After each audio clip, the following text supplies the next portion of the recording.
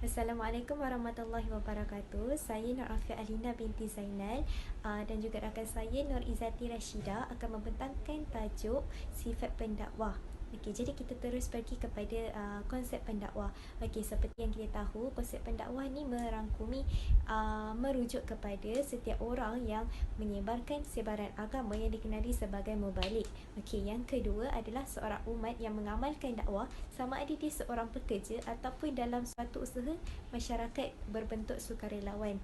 Okey, jadi seperti yang kita tahu, pendakwah ni adalah merangkumi semua muslimat dan juga muslimin, tak kisah sama ada dia tua ataupun muda, lelaki ataupun perempuan, kita semua adalah pendakwah. Seperti saya dan juga anda semua, kita semua adalah pendakwah. Selagi mana kita menyebarkan kebaikan, kita juga membuat penyebaran agama, kita adalah pendakwah.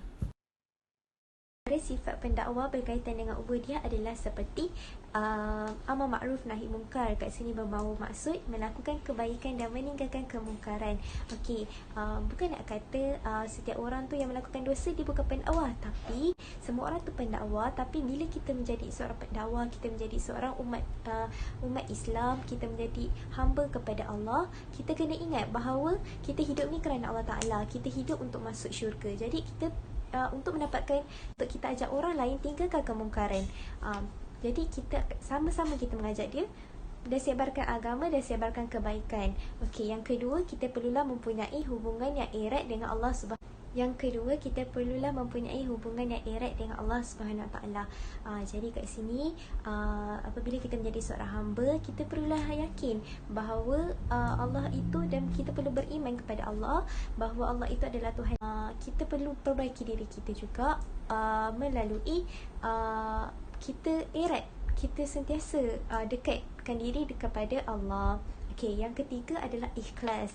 Okey, ikhlas ni berbentuk macam ibarat seperti seekor semut hitam berjalan di batu hitam berwarna hitam. Jadi ikhlas ni adalah orang lain tak nampak, tapi kita buat, kita tahu benda tu, kita memang ikhlas. Kita bukan niat untuk aku nak buat sesuatu ni untuk orang sanjung aku nak buat sesuatu ni sebab aku nak orang lain berterima kasih kat aku. Jadi kita nak sebarkan kebaikan. Jadi kita memang kena lillahi ta'ala. Tak kisah apa pun yang kita buat kebaikan, kita kena niat lillahi ta'ala lah.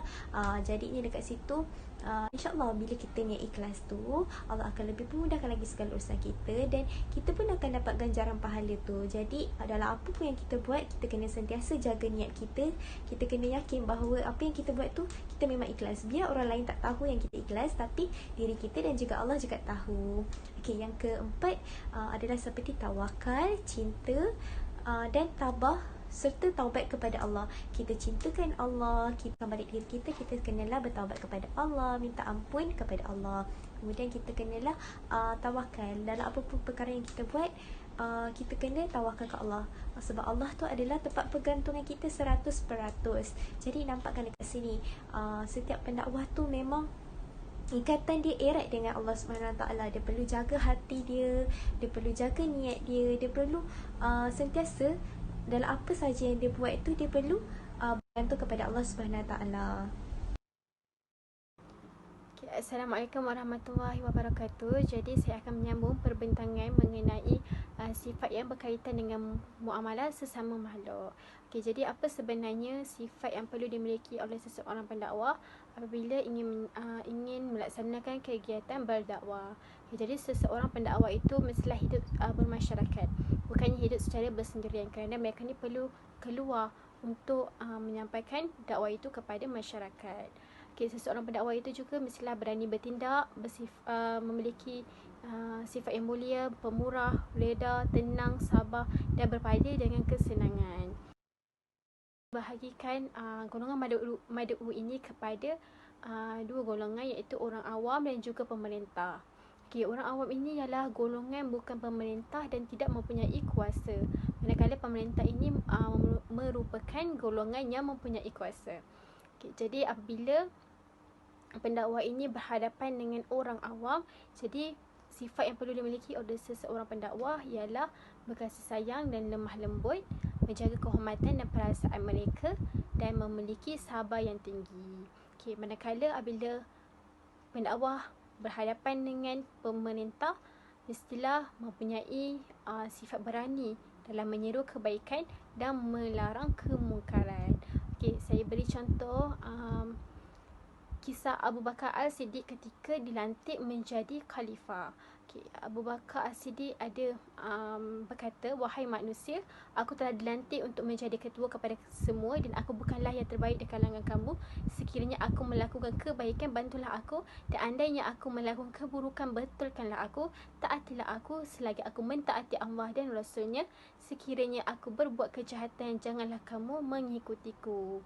Okay, oleh itu para sahabat diakul dengan kata-kata Saidina Abu Bakar As-Siddiq dan menasihati Saidina Abu Bakar jika khalifah ada berbuat kesilapan.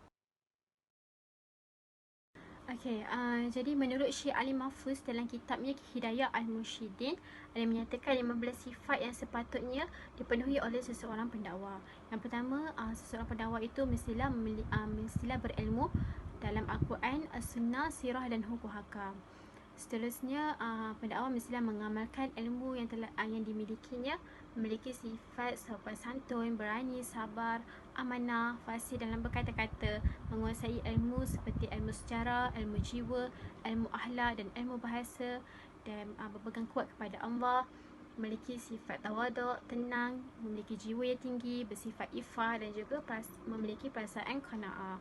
Okey, bersifat ifah ini bermaksud seseorang pendakwa itu dapat menahan diri daripada melakukan maksiat dan perkara yang ditegar. Manakala perasaan qanaah itu bermaksud merasa cukup dengan apa yang didapat. Syekh Ali Mahfuz ada cukup menyatakan beberapa sifat terpuji yang dikenali sebagai sifat kesempurnaan, iaitu sifat Al-Kamaliyah yang perlu ada pada pendakwa. Okay, jadi pendakwa itu mestilah warak dan suka kepada kebaikan dan memusuhi segala keburukan. Okay, pendakwa juga mestilah beramal kepada Allah dengan ikhlas demi mendapat keredaan Allah semata-mata dan murakabah kepada Allah dalam seluruh aktiviti kehidupan seperti menjaga taharah, salat, berpuasa dan sebagainya. Dr. Muhammad dalam bukunya Uslub Al-Da'wah wal Adab Al-Du'ah, dua perkara penting yang perlu dimiliki oleh pendakwa. Okay, pendakwa ini sepatutnya dia menjauhkan diri dari kesibukan yang bersifat sampingan supaya kerja dakwah ini dapat dilakukan secara profesional. Okay, oleh itu, setiap negara sepatutnya mempunyai sesebuah institusi ataupun organisasi yang akan menguruskan kerja-kerja dakwah ini secara berkesan. So, seperti negara kita ada pihak JAKIM. Okay, seterusnya, kerja dakwah ini perlulah dilaksanakan secara berterusan supaya musuh ni tiada kesempatan dalam menghalang kegiatan dakwah. Okay, oleh itu, aktiviti dakwah ini haruslah diatur secara berterusan tanpa mengira masa dan juga tempat. Yang terakhir ialah hubungan pendakwah dan juga mad'u. Okey, apa maksud mad'u ni? Mad'u adalah orang yang diterima dakwah lah, orang yang menerima dakwah, yang disampaikan dakwah. Kat sini ada 3 poin. Yang pertama, mengubah dengan cara yang betul. Yang kedua, pendakwah dan rasa aman. Yang ketiga adalah musyawarah. Apa maksud poin pertama ni? Mengubah dengan cara yang betul adalah seorang pendakwah itu dia perlu melakukan kebaikan, menyebarkan dakwah, sebaran agama dan juga menyebarkan kebaikan kepada orang ramai dengan cara yang betul lah. Dia tak boleh dengan cara paksaan, dia tak boleh cara menunjuk, riak, tak boleh.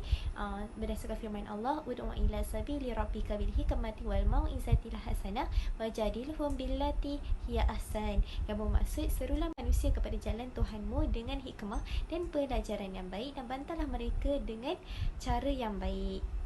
Maksudnya dekat sini, kalau orang tu dia tak terima kita, tak terima kebaikan, sama juga kalau orang tu melakukan kemungkaran. Jadi kita perlulah halang mereka, bantah mereka dengan cara yang baik. Tak perlu adalah pendakwa dan rasa aman. Bermaksud kat sini, seseorang tu perlulah mengubah perbuatan yang menyalahi agama dan membahayakan keamanan seperti kerosakan, mengelakkan pergaduhan. Jadi dalam menyebarkan dakwah ni, kita tak boleh dengan cara kasar, tak boleh dengan cara nak timbulkan kekecohan, tak boleh. Orang tu buat kejahatan. Jadi kita pergi dekat dia, kita cakap elok-elok dengan dia kan. Buat kebaikan tu kita kena dengan cara aman, dengan cara yang betul, dengan cara yang berhemah, dengan cara yang tertib lah yang pastinya. Yang ketiga adalah musyawarah. Okey, musyawarah ni seperti yang kita tahu mendapat kata sebulat yang sepakat lah. Maksudnya kalau kita rasa benda tu tak yakin, kita nak buat sesuatu tu, kita rasa betul ke apa aku buat ni, jadi kita perlulah bincang ramai-ramai, dapatkan pandangan orang lain kan. Jadi bila kita nak buat kebaikan tu, bila nak sebarkan dakwah, pastikan benda tu betul, pastikan benda tu tak salah, dan tak juga bukan langkah yang salah lah, bukan langkah yang menyakitkan hati orang lain. Pastikan ilmu yang kita nak ajar, nak share dekat orang lain tu ilmu yang betul. So pastikan musyawarah tu pun penting jugalah. Sama juga dengan dengan perbincangan antara seorang pendakwah dan juga mad'u tu. Jadi kesimpulan dekat sini adalah sifat pendakwah dengan sifat yang terpuji merupakan satu perkara yang penting yang perlu ada dalam diri seseorang pendakwah itulah, dalam dia menjalankan kerja dakwah dia, dalam menyebarkan kebaikan, menyebarkan sebaran agama kan, supaya sifat yang ada pada diri dia tu mempengaruhi orang-orang lain. So orang cakap, bagusnya dia ni, bila orang nampak kebaikan, orang lain tu buat kebaikan, dia rasa nak ikut. Jadi secara tak langsung itu adalah dakwah. Okey, sebaliknya pendakwah yang bersifat mazmumah ni, yang tak ikut syariat Allah, dia kemungkinanlah akan membawa keburukanlah kepada orang lain. Jadi kita nak ajak orang lain melakukan kebaikan, kita perlulah memperbaiki diri kita sendiri. Kita perlulah ada sifat mulia sebagai seorang pendakwah tu. Okey, sekian, terima kasih.